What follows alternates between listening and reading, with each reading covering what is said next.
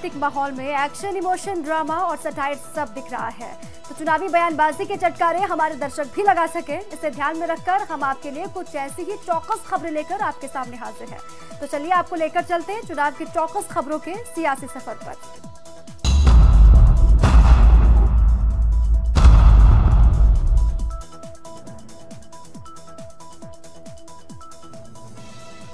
पश्चिम बंगाल में पीएम मोदी ताबड़तोड़ रैली कर रहे हैं। पीएम मोदी कूच बिहार में जनसभा को संबोधित करते हुए उन्होंने कहा कि डर से दीदी की नींद उड़ी हुई है।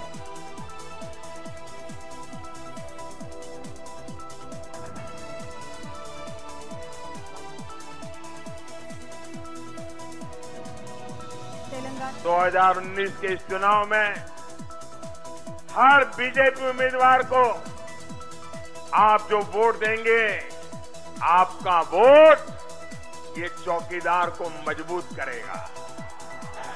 आप जब कमल के निशान पर बटन दबाओगे ना, तो आपका वोट सीधा सीधा मोदी की खाते में जाएगा। तेलंगाना में सीएम योगी ने जनसभा को संबोधित करते हुए कांग्रेस पर हमला बोला। उन्होंने कहा कि कांग्रेस ने आतंकवाद को बढ़ावा दिया और बीजेपी सरकार ने आतंकियों को बुलेट से जवाब दिया। कांग्रेस पार्टी की सरकार में आतंकवादियों को बिरयानी खिलाया जाता है और भारतीय जनता पार्टी नेतृत्व की सरकार आतंकवादियों को बुलेट से जवाब देती है। आतंकवाद का जवाब केवल बुलेट हो सकता है। लोकसभा चुनाव का घोषणा पत्र जारी करने से पहले आज बीजेपी ने अपने थीम सॉन्ग के साथ ही टैगलाइन जारी की।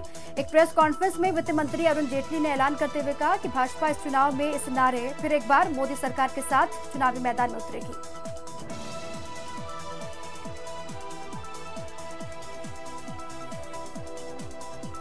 लखनऊ में कई बसपा नेता बीजेपी में शामिल हुए। बीजेपी प्रदेश प्रभारी जेपी नड्डा ने बसपा नेता को बीजेपी में शामिल किया। इस दौरान उन्होंने कहा कि बीजेपी में सभी का स्वागत है। बीजेपी कार्यकर्ताओं की पार्टी है। यूपी से बीजेपी को 74 सीटें मिलेंगी। मिलावट पे मिलावट जितना है एक साथ ही कर डालो, सब एक साथ कर डालो। जो कुछ होना है इस बार 73 नहीं 74 सीटें उत्तर प्रदेश से आएंगी, इस बात को हमको समझना है। नोएडा में जनसभा स्थल पर ज्योतिरादित्य सिंधिया पहुंचे। इस दौरान उन्होंने सीएम योगी पर निशाना साधा और कहा कि आज देश में एक इंसान अपने आप को सुरक्षित नहीं समझता, तो देश में कोई सुरक्षित नहीं है।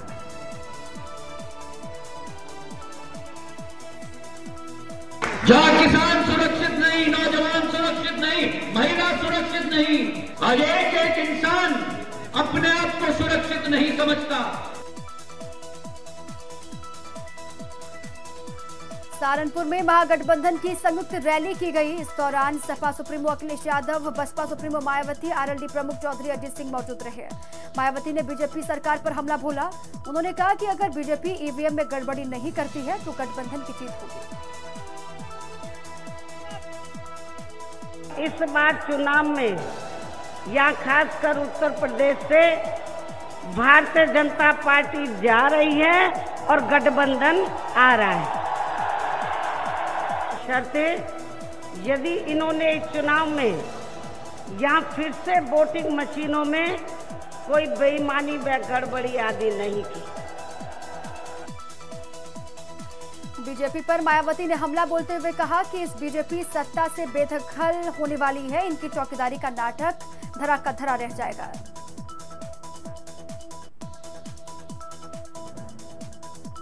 इस बार सत्ता से जरूर बाहर चली जाएगी।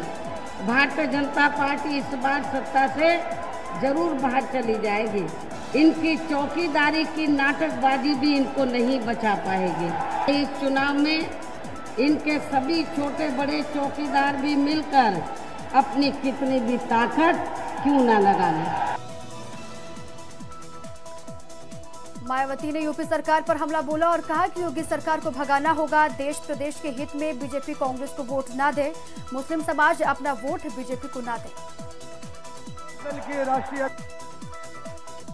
मेरा खासकर इस चुनाव में मुस्लिम समाज के लोगों को ये कहना है, आप लोगों को मैं ये सावधान करना चाहती हूँ, और आप लोगों को भी मालूम है कि पूरे उत्तर प्रदेश में कांग्रेस पार्टी इस लायक नहीं है कि वो भारतीय जनता पार्टी को टक्कर दे सके।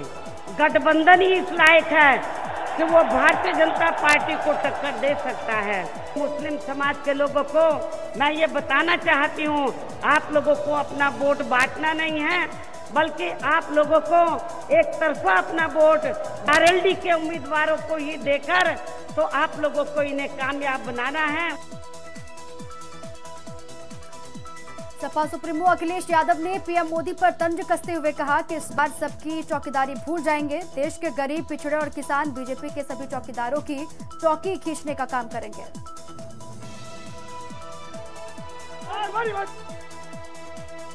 यही गरीब, किसान, दलित, अल्पसंख्यक, यही पिछड़े इस बार मिल करके एक एक चौकीदार की चौकी छीनने का काम करेंगे। अखिलेश यादव ने बीजेपी के 15 लाख और अच्छे दिनों के वादों पर जमकर हमला बोला। अखिलेश ने कहा कि मोदी अच्छे दिन आएंगे बोलकर सत्ता में आए थे, लेकिन कुछ नहीं मिला। लोगों से करोड़ों नौकरियों का वादा किया था, लेकिन अब जब चुनाव आए तो पीएम चौकीदार बन गए।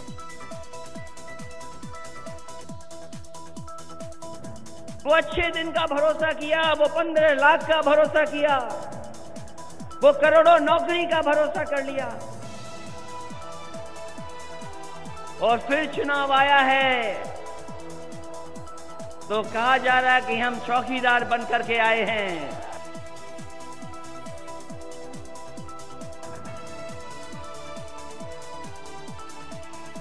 भारत में 90% लोग गुस्सा होने पर खाना